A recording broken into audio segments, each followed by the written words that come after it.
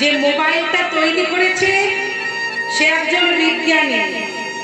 তার মাথায় এটুকু আছে যে আমি নিজে সায়েন্স পাস করে ডিগ্রি অর্জন করেছি বলে তবে আমি বিজ্ঞানী, তবে আমি এটাকে নির্মাণ করেছি। তাহলে আমি এমন কোনো কাজ করব না যাতে এতে ভারতবর্ষের মানুষের মধ্যে কোনো ক্ষতি হয়। কি বাবা, তাই না? এখন আমি যদি নিজেই ইচ্ছা করে বাবা ক্ষতি করব, তাহলে সেটা কার অপরাধ? মোবাইলটার নামে আমার।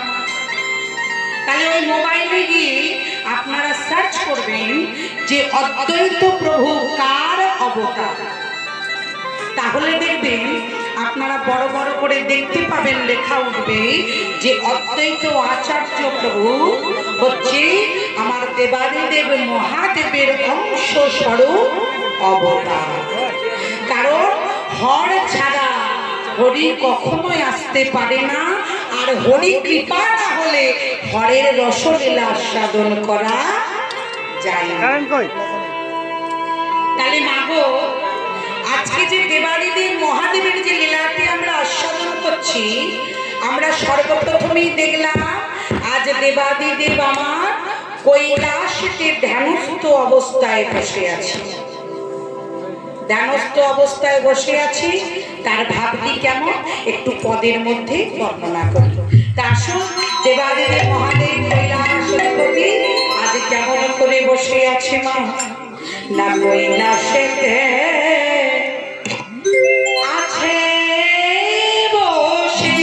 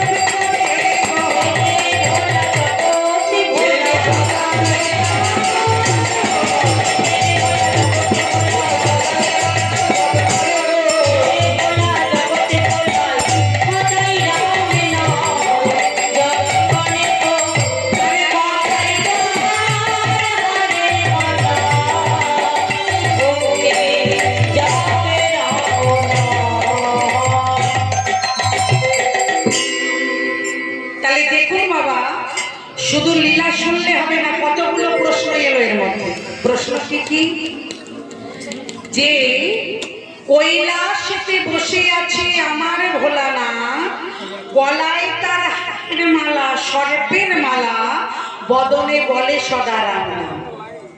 হ্যাঁ গো মায়েরা, ভোলানাথ রাম নাম জপ করছে। তাহলে দেবর্ষি নারদ গিয়ে জিজ্ঞাসা করছে, প্রভু আচ্ছা তোমার বাবার নাম কি? হরি বল হরি বল। হ্যাঁ গো, ভোলেনাথের আবার বাবা আছে? ভোলেনাথকে তোমরা কি বলে ডাকো বলো? বাবা ভোলা, তাই না? এই পৃথিবীতে যত দেব দেবতা রয়েছে শুধু একমাত্র আমার মনে হয় শিব ঠাকুরকেই কেউ বাবা বলে বেশিরভাগ সম্বোধন করে। তাছাড়া কেউ বলে বাবা কৃষ্ণ, বাবা ব্রহ্মা, বাবা কালী বলে? বলে না, মা কালী বলে না? তাহলে আমার মাথার গন্ডগোল হয়নি, এবার হবে। হরি হরি হরি। তাহলে মা গো, তাহলে বাবা ভোলানাথকে গিয়ে নারদ জিজ্ঞাসা করছে, নারায়ণ নারায়ণ প্রভু, এই জগতের সংসারে তোমাকে সবাই বলে বাবা, তাহলে তোমার বাবা কে? হরি বল। যখন জিজ্ঞাসা করেছে তখন ভোলেনাথ বলছে, কেন? আমার বাবা হচ্ছে রাম। বলল রামের বাবা কে? বলল রামের বাবা শ্রী হরি বিষ্ণু। বলল তার বাবা কে? বলল তার বাবা আমি। তাহলে দেখুন কেমন ভাবে কথার অর্থটাকে সাজিয়েছে, এগুলো বুঝতে হবে বাবা। কীর্তন বলছে বুঝিবে রসিক জন না বুঝয় মূঢ়। কীর্তন হচ্ছে রসিকদের জন্য, মূঢ় মানে হচ্ছে মূর্খ। তাহলে অনেকে প্রশ্ন করতে পারে, কমলিনী এখানে কেউ মূর্খ নেই, সবাই লেখাপড়া জানে। বাবা আমি সেই মূঢ়র কথা বলিনি, আমি মূঢ় বলছি কাদের? যারা কীর্তনটাকে একটা নোংরা জায়গায় নামিয়ে এনেছে। আপনারা প্রত্যেকজনের হাতেই নিশ্চয়ই মোবাইল আছে, এখন মোবাইলে শুনতে পাচ্ছেন কীর্তনটাকে নিয়ে কেমন এখন খেলাধুলা চলছে। মা দুর্গার 10টা হাত ছিল, তার ব্লাউজকে তৈরি করেছিল, আমি বলেছি আমার বাবা। হরি বল হরি বল। কি ঠিক বলিনি বাবা? মা দুর্গার ব্লাউজের মাপ কত সেটা বলতে হবে আমাদেরকে। তাহলে আমার বাবা তৈরি করেছিল তবেই তো আমি বলতে পারবো, আর নাহলে নিজেকে তৈরি করতে হবে। তাহলে মা গো, কীর্তন হচ্ছে ভাবের জিনিস। কীর্তন কিন্তু অভাবনীয় কোনো জিনিস নয় যে যেটাকে যেমন ভাবে বুঝাবো তেমন ভাবে বুঝতে হবে। আজকে কথাটা কেন বললেন যে আমার বাবা রাম, রামের বাবা শ্রীহরি, শ্রীহরির বাবা আমি? তিনি জগৎকে শিক্ষা দিলেন। কি শিক্ষা দিলেন? এই শিক্ষার কথাটাকে জানতে গেলে আমাকে একটু শ্রীমদ্ ভাগবতের গাইডলাইনটা অনুসরণ করতে হবে, যেটা অর্জুনকে বলেছিলেন। কখন বলেছিলেন বাবা? না, কুরুক্ষেত্র যুদ্ধের সময়। বাবারা যদি কিছু না মনে করেন একটা ছোট্ট কথা জানবেন। আচ্ছা বাবা বলুন তো, হস্তিনাপুরের মাটিতে কতদিন কুরুক্ষেত্র যুদ্ধ হয়েছিল? বাবা বলেছে কিন্তু 18 দিন ধরে যুদ্ধ হয়েছিল। তা যে যুদ্ধের রথটি ছিল সেই রথটির নাম হচ্ছে কপিধ্বজ। ভগবান যে রথটার উপর চড়ে অর্জুনকে গাইডলাইনগুলো সম্পন্ন করিয়েছিলেন তার নাম হচ্ছে কপিধ্বজ। তা সেই রথের উপর বসে ভগবান শ্রীকৃষ্ণ যখন অর্জুনের সারথি হলেন, অর্জুনের যখন রথের চালক হলেন, তখন তিনি বললেন, হে অর্জুন, এতে চান্স কলা পুংস কৃষ্ণস্তু ভগবান শ্রেয়। ধ্রুবাদি ব্যাকুলং লোকং মিরয়ন্তি যুগে যুগে। অর্থাৎ এর মানে কি? এর মানে হচ্ছে জীব জগতে যা কিছু দেবদেবী দেখবে সবাই হচ্ছে এতে চান্স, মানে আমার অংশ, আমি তাতে কলা অংশ, আমি একাই ভগবান শ্রীকৃষ্ণ জগৎ বল্লভ। তাহলে তিনি কি বুঝালেন? যে লীলা কর্মক্ষেত্রের জন্য ব্রহ্মাই বলো, বিষ্ণুই বলো, মহেশ্বরী বলো, রাম বলো, বলরাম বলো, আমরা সবাই হচ্ছি এক, কিন্তু কার্যক্ষেত্রে নিজ দৈহিক সত্তা দ্বারা আমরা নিজের অঙ্গকে টুকরো টুকরো করে জগৎকে নররূপে লীলা করে শিক্ষা দিয়েছি। তাহলে যেই হর সেই হরি ভজনিষ্ঠা করি, নামেরও সহিতে আছে আপন শ্রীহরি। এইবার একটু কথা বলি বাবা, এই যে গলায় সবাই মালাটা পরেছেন, হ্যাঁ, অনেক বিজ্ঞানী অনেক রকম ব্যাখ্যা দিচ্ছে। কেউ বলছে বিদেশি কুকুরের গলায় বেল্ট থাকে, আমরা বিদেশি, তার মানে আমরা ভগবানের দাস। আবার কেউ বলছে যে গলায় মালা থাকা মানে হচ্ছে বৈষ্ণব। আচ্ছা বাবা, সত্যি করে আজকে ছোট করো, সত্যি করে একটা কথা বলুন তো, গলায় মালা থাকলে বৈষ্ণব হওয়া যায়? তাহলে আমার শিবের গলায় কি মালা ছিল? কেউ একজন দেখা যে আমার শিবের গলায় তুলসীর মালা আছে? আছে বাবা? আপনারাই বিচার করে বলুন, নেই তো? তাহলে 12 জন বৈষ্ণবের মধ্যে দেবাদিদেব মহাদেব হলেন শ্রেষ্ঠ বৈষ্ণব। কেন? এই তাহলে প্রশ্ন করবে গলায় মালা পরেছি কেন? বাবা, স্কুলে ভর্তি হলে স্কুলের ড্রেস না পরে আপনি যদি মনে করেন ঘরের ড্রেস পরে যাব, তাহলে আপনাকে স্কুলে ঢুকতে দেবে? হরি বল, হরি বল। কি গো, দেবে বাবা? আমি একটা স্কুলে ভর্তি হয়েছি আপনাদের গ্রামে, এই ছেলে মেয়েগুলো পড়ছে, কি গো স্কুল ড্রেস পরে পাঠাও না খালি গায়ে পাঠাও? বল, ড্রেস পরে। যদি একদিন কোনো কারণে স্কুলের ড্রেস না পড়ো, দ্বিতীয় দিন ম্যাডামরা ডাকে না যে কেন স্কুলের ড্রেস ছাড়া ঢুকেছো? তাহলে uniform in the must important to point. Uniform ছাড়া যেমন কোনো স্কুলের ছাত্র ছাত্রী ঢোকবার আইন নাই, তেমনি গলায় মালাটা ধারণ না করলে কৃষ্ণ পদে মতি হওয়া বা কৃপা পাওয়ার অধিকারও আমাদের নাই। তবে অনেকে প্রশ্ন করো, মালা পরে কি মাছ খাওয়া যায়? কমলিনী তো খায়, আমি খাই, আমি আসলে দাঁড়িয়ে বলছি খাই। আমি অপরাধ করছি? অনেক করে মাছটা আমিষের মধ্যে পড়ে না, ওটা নিরামিষ। কি গো, মাছটা নিরামিষ না? হ্যাঁ, তাহলে মাংসটা আমিষ। হ্যাঁ, এবার তোমাকে প্রশ্ন করি, মাছ যদি নিরামিষ হবে, ওই পুকুরেতে মায়েরা গিয়ে এটো বাসন মাজে, তাতে ডিম মাংসের খোলা ফেলে, হ্যাঁ কিনা? তাহলে সেই মাছটা আহার ভেবে যদি সেটাকে গ্রহণ করে, তাহলে মাছটা কি করে নিরামিষ হলো? হরি বল, হরি বল। কি কথাটা যুক্তি না যুক্তি আমাকে বলে দেখতে হবে। এখন বাড়িতে বাড়িতে কল হয়েছে, সাবমার্সিবল হয়েছে, কিন্তু আগে তো ছিল না বাবা। মায়েরা মাংস রান্না করলে পুকুরে গিয়ে ধুচ্ছে, ডিম রান্না করলে পুকুরে গিয়ে ধুচ্ছে। তাহলে সেই জলের ভিতরে যে অগণিত মৎস্য, তারাও তো খাবারের আশায় বসে থাকে, তাদেরকে আপনারা খাবার দেন? দিয়ে দেন না। তাহলে সেই মাছটি যখন সেই আহারটা গ্রহণ করছে, তাহলে মাছটা নিরামিষ হলো না আমিষ? তাহলে এগুলো আমাদের সম্পূর্ণ ভুল ধারণা। গোবিন্দ বলছে তুমি মাছ মাংস ডিম খাও, তাতে তোমার ধর্ম যাবে না, কিন্তু মানুষকে যদি মনুষ্যত্বের জায়গায় না বসাও, সেদিন তোমার কোনো দাম থাকবে না। বৈষ্ণবের লক্ষণ কি? আমি ঘরে বাইরে নিরামিষ খাচ্ছি, লোক দেখাচ্ছি, আর গলায় মালা পরে একটা মানুষকে কটু কথা বলছি, সেটা বৈষ্ণবের লক্ষণ? বৈষ্ণবের লক্ষণ কি? বৃহৎ কৃষ্ণ ছড়াবলিতে বলছে, তেনাদপি শুনি চেনা তরুরিব সহিষ্ণুনা অমাননীন মানদেন কৃতনীয় সদা। চৈতন্য মহাপ্রভু শেখালেন বৈষ্ণব তাকেই বলে যারা ত্যাগ করতে জানে। এই যে ফ্যানটা লাগিয়ে দিয়েছে কেন না, কবলিনী কীর্তন করছে ঘামবে বলে। তাহলে এটা ত্যাগ? পয়সার জন্য কীর্তন করছে। আমি যা বলি বাবা সোজা সাপটা বলি। আপনি আচরি ধর্ম তৎপর জীবের শেখা, মহাপ্রভু বললেন।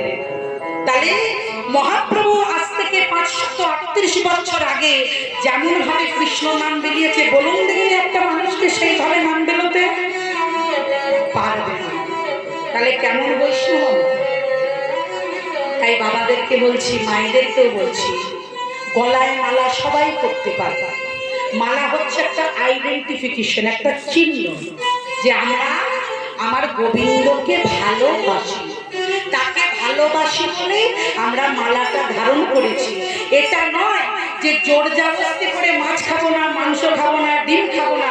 এই এতগুলো বাবা মা বসে রয়েছে, কোনো শাস্ত্রে যদি কোনো বাবা দেখিয়ে দিতে পারে যে লেখা রয়েছে মাছ মাংস ডিম খাবে না, লেখা আছে, আমি কানটা কেটে ফেলে দেবো। লেখা আছে কোন গ্রন্থে? এখনকার দিনের গুরুদেবরা যে সব গ্রন্থ বার করছে তার মধ্যে তারা বলছে নিরামিষ খাও, শান্ত মতে চলো, কৃষ্ণ কথা বলো, ভজন করো। কিন্তু মাগো, যতক্ষণ না তিনি ভজাবেন ততক্ষণ আপনি চাইলেও বুঝতে পারবেন না। মাছ খাওয়া আপনাকে কেন ছাড়তে হবে মশাই? তার নাম করতে করতে তার যখন কৃপা হবে সেই আপনাকে ছাড়িয়ে দেবে, তখন আপনি 10 হাত তার থেকে দূরে আসবেন। তার মানে এখনো ভাবতে হবে যে আপনার আমার মনে লালসা যায়নি, তাই মাছ খাওয়া ছাড়তে পারলাম। তাহলে আজকে মাগো ওই কৈলাসে বসে আমার ভোলেনাথ সদা বদনে রাম নাম জপ করছে। আর যেই জপ করছে মা, এমন সময় ভোলেনাথ অদূরে দাঁড়িয়ে দাঁড়িয়ে গুণরস গাইছে। আমরা একটু গাইব, কিন্তু গুণরসটা গাইবে একটু উড়িয়া। আমার ভাইরা সব রয়েছে, শ্রাবণ মাসে কাঁধে করে জল ঢালতে যায় না, একটু উড়িয়াতে একটা গান। আষাঢ় শ্রাবণ ঝরিছে ঝড় ঝড় বরষা, কাঁধে বাবুল লয়ে চলেছি মোরা বাবা ভরসা। আষাঢ় শ্রাবণ ঝরিছে ঝড় ঝড় বরষা, কাঁধে বাবুল লয়ে চলেছি মোরা বাবা ভরসা।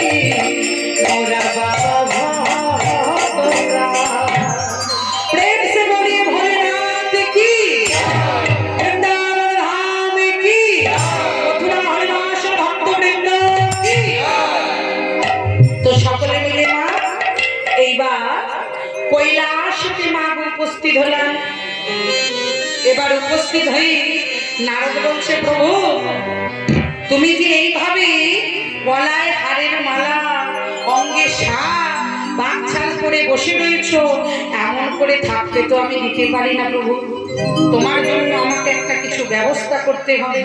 তা এই বলে ভোলেনাথ আজকে মহাদেবকে প্রণাম জানিয়েছে। না এবার প্রণাম জানিয়ে ভোলেনাথ যাচ্ছে কোথায় না, ভোলেনাথ যাচ্ছে হচ্ছে দক্ষ রাজার বাড়ি।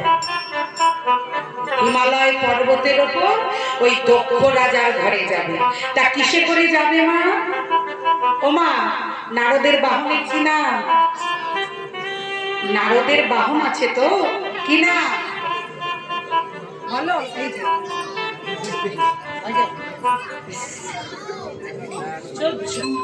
তোমার এমনি করে কি করে বলো? তোমাদের তো গায়ে জানার কথা। দেখি হ্যাঁ, এই তো তা মাগো, নারদের বাহন হচ্ছে ঢেকি। তা ঢেকি অবতারে করে নারদ এবার চলেছে সেইখানে হিমালয় পর্বতে। তা কি গো, তোমরা যাবে তো? তাহলে সবাই মিলে একবার আমরা চলো, সবাই মিলে যাই। ও গো ঢেকি অবতারে চলিল নারদ, চলিল নারদ, উলুধ্বনি দিয়ে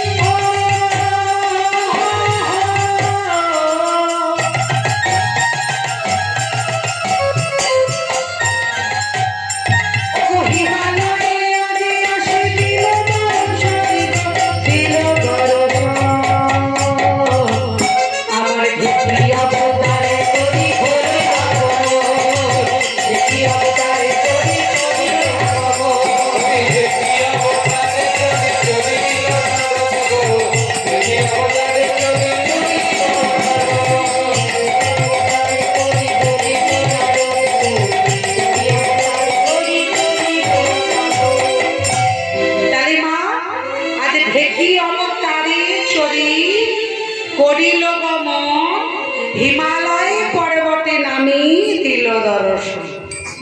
তাই হিমালয় পর্বতে যিনি থাকেন, কৈলাস পর্বতে থাকে ভোলা, আর হিমালয় পর্বতে থাকে দক্ষরাজ। এবার বলুন তো বাবা, দক্ষরাজের কটি কন্যা?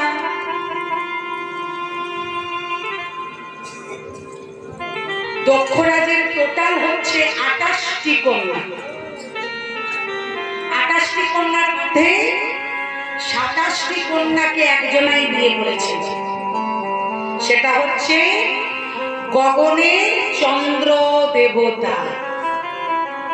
চাঁদের এত রূপের ছটা, সেই রূপ দেখে তো বাবা বিয়ে দিল, কিন্তু গুরুপতিত্বর শক্তিকে বিনষ্ট করবার জন্য তাকে অভিশাপ পেতে হয়েছিল।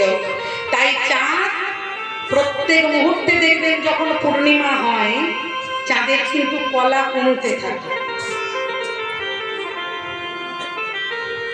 পরিপূর্ণ চন্দ্র কিন্তু একদিনের জন্যই বাবা। একাদশীর পর থেকে যখন অমাবস্যা তিথি চালু হয়, মানে প্রতিপদ, দ্বিতীয়া, তৃতীয়া, চতুর্থী, তখন কিন্তু ওই এক গলা করে কমতে কমতে কমতে কমতে কিন্তু পূর্ণ প্রতিপদ যখনই চাঁদ অমাবস্যার পরে ওঠে একেবারে পূর্ণ, তারপরে কিন্তু কাটতে কাটতে যায়। হ্যাঁ, আজকে চিন্তা করতে হবে যে সেই চন্দ্র দক্ষরাজের ২৭টি কন্যাকে বিয়ে করলেন, কিন্তু পড়ে রইল উমা। উমা মানে মা দুর্গা, পার্বতী, চণ্ডী, চামুণ্ডা, যা। কারণ আমার মায়ের ১০৮টা রূপ। তিনি যখন যেমন লীলা পেয়েছেন অসুরদের নিধন করবার জন্য তিনি শক্তিমান হয়ে, শক্তিময়ী হয়ে ধরিত্রীতে আগমন ঘটিয়েছেন। তাহলে আজকে উমা বসে রয়েছেন কিন্তু ভোলানাথের আশায় যে কখন তিনি তাকে প্রতিরূপে পাবেন। কিন্তু বাবা, সবকিছুরই তো একটা নির্দিষ্ট সময় আছে। সময় ছাড়া কিন্তু কোনো কাজ হয় না। এর প্রমাণ কে দিল না? এর প্রমাণ দিলেন শ্রীমদ্ ভাগবত। শ্রীমদ্ ভাগবত বলছে যে সর্বধর্মাन् পরিত্যাজ্য মামেকং স্মরণং ব্রজ अहम त्वां सर्वपापेभ्यो मोक्षयिष्यामि क्षमाशुच। निताय गौर हरि बोल हरि बोल हरि बोल।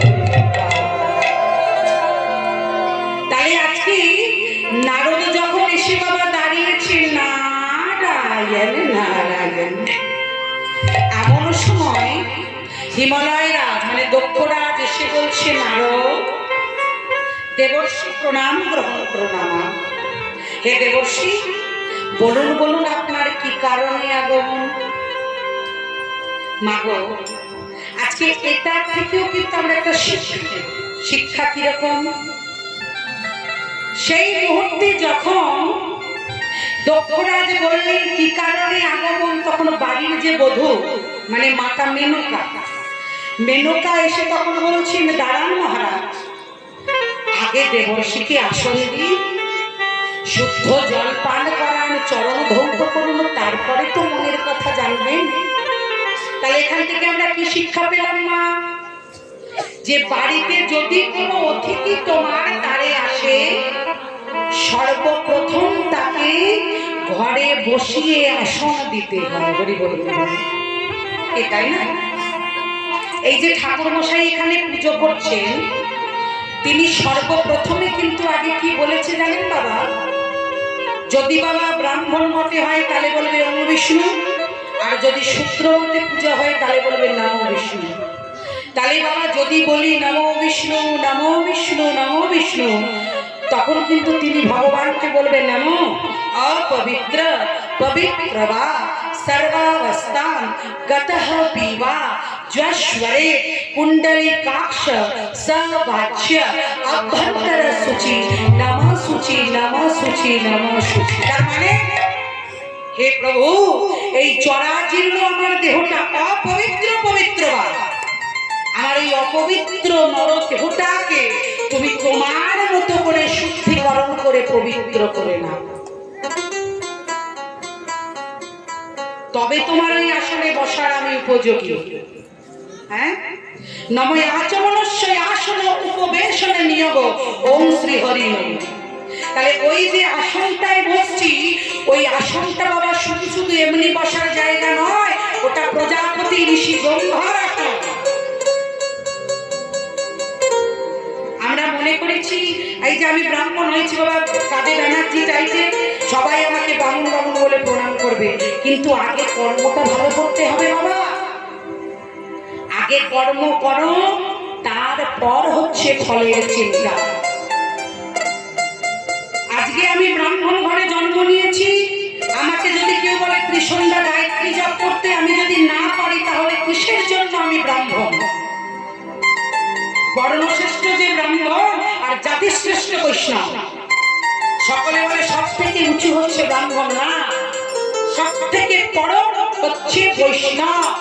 কারণ বৈষ্ণবের মধ্যে ত্যাগ আর বামুনদের মধ্যে আছে লোভ। রাধে রাধে, রাগ করবেন না, হরি বল। ব্রাহ্মণরা ভোগী, এটা আমি ব্রাহ্মণ বলে বলছি না, লালন সাঁইজি বলে গেছে, সব লোককে কয় লালন কি যাবে সংসারে। লালন বলে জাতির কিরূপ দেখলাম না এই নজরে, সব লোকে কয় লালন কি যথেষ্ট। ব্রাহ্মণ চিনি পইতে তোমার বামুনি চিনি কেমন, পইতে পড়ে রাস্তা দিয়ে হাঁটলে এদেরকে বলবে বামুন বাড়ির ছেলে। হ্যাঁ গো, আমাদের কি পইতে আছে, তাহলে আমরা কি করে বামুনি হলাম? তার জন্য কর্ম করতে হবে। জন্ম হোক তোমার যথা তথা, যেন কর্ম করা হয় ভালো। তাই হরিদাস ঠাকুর যখন 3 লক্ষ নাম গাইছিলেন, তখন আমার অদ্বৈত বহু বললে, ওগো হরিদাস, ওগো হারিস, তোমাকে একটা কথা বলি শোনো, তোমাকে ছুলেই আমার জাত যাবে না। বলছে কেন? বলি কি আছে বর্ণ ফুলে, কি আছে বর্ণ ফুলে,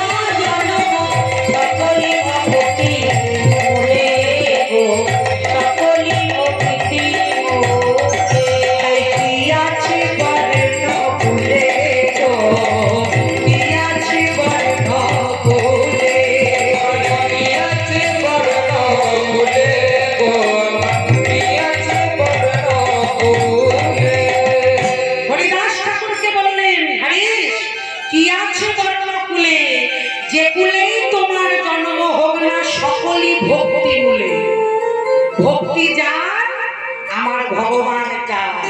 এই কথাটিকে অনুসরণ করে বাবা চৈতন্য চরিত্রামৃতের 4th অধ্যায় 67 নম্বর শ্লোকে বললেন, যেই ভজে সেই বড় ভক্তহীনাচার, কৃষ্ণ গুণ কীর্তনে নাহি জাতি কুলাদি।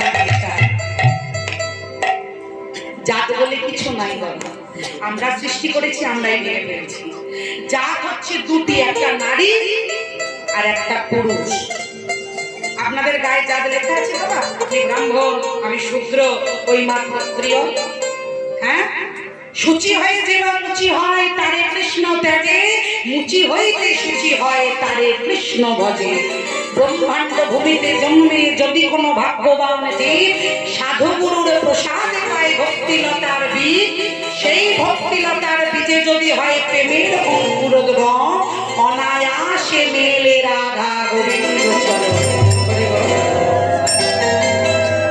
তাই আজকে চিন্তা করো মা, দক্ষ রাজা এমন ভাবে বললেন, আর মেনকা বললেন না, আগে দেবর্ষিকে বসাও। তাই মায়েদেরকে বলছে মা গো, মধ্যাহ্নকালীন হোক, দিনের বেলায় হোক, কোনো বার বলে কোনো জিনিস নাই। রবি, শনি, সোম, মঙ্গল, বুধ এগুলো বার নয়, এগুলো মানুষকে সংশোধন করবার একটা রাস্তা। যদি বলো কেন, আমি বুঝাবো। অনেকে বলে দু শনিবার দিন ছেলে হয়েছে, ও ছেলে ভালো হয়। ভগবানের কাছে তো সব বাড়ি বাবা সমান। হ্যাঁ, তাহলে রবিবার মানে যদি তুই ভাবে রবি, যদি ভাবে রবি, একটু মন দিয়ে শোনো। এই রবি, সোম, মঙ্গল এগুলো কিছু না, সবই ভগবানের। তাহলে রবির পরে কি বার আসছে বলো মা? কি বার আসছে বলো? রবির পরে কি বার? রবিবারের পর কি বার? তাহলে যদি ভাবে রবি, তাহলে সমভাবে সাবধানে সমেঝে চল মনামা। যদি বলা ভাবে রইতে হয়, মানে রবি যদি থাকবে, রবিবার দিয়ে আমাদের দিন শুরু। তাহলে সোমবার মানে সমভাবে সাবধানে সমঝে চল মনামা। সোমবারের পর কি বার বলো? যদি সাবধানে চলতে পারিস তাহলে তোর গুরু কৃপা হয়ে মঙ্গল হবে।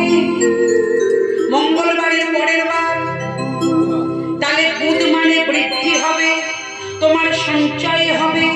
আর যদি সঞ্চয় হয় পরের বার বৃহস্পতিবার, তোমার গুরু কৃপা লক্ষ্মী কৃপা হবে। আর যদি গুরু লক্ষ্মীর কৃপা হয়, দেবগুরু বৃহস্পতির কৃপা হয়, তাহলে শুক্র মানে তোমার রাহুর দশা কেটে যাবে। আর যদি তোমার রাহুর দশা কেটে যায় বাবা, শনি মানে গ্রহরাজ বড় বাবা, সে তোমার ডাকে সন্তুষ্ট হবে। আর যদি সন্তুষ্ট হয় বাবা, তাহলে দেহের মধ্যে ত্রিতাবে জ্বালা দূরে যাবে।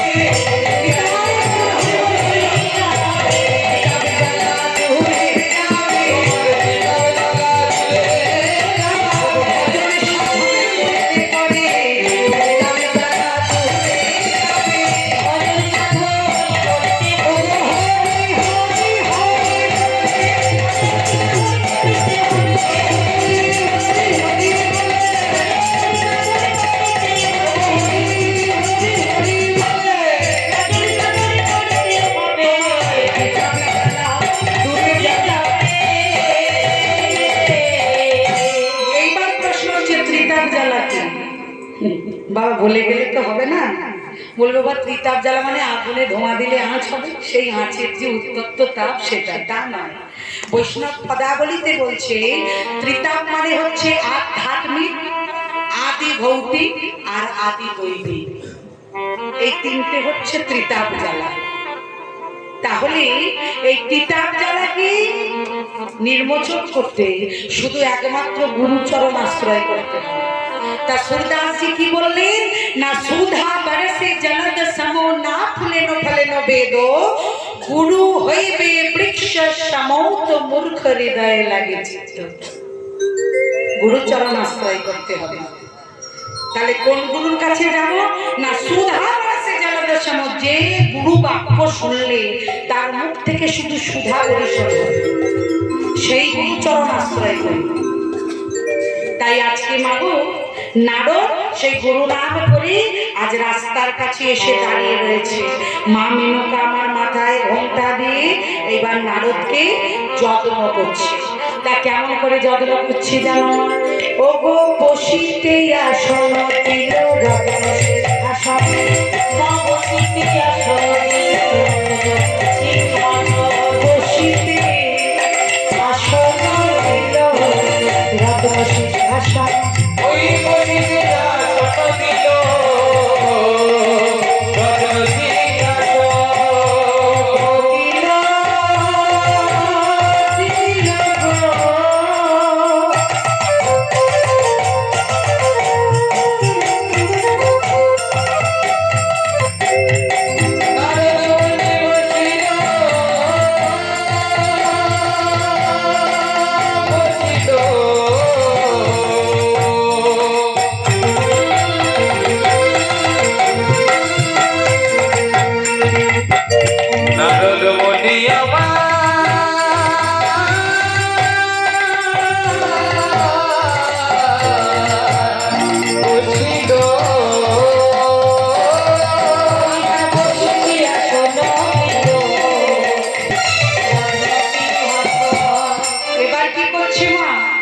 শুধু রত্ন আসন দিলে হবে না মা, আবার বিশুদ্ধ জল দিয়া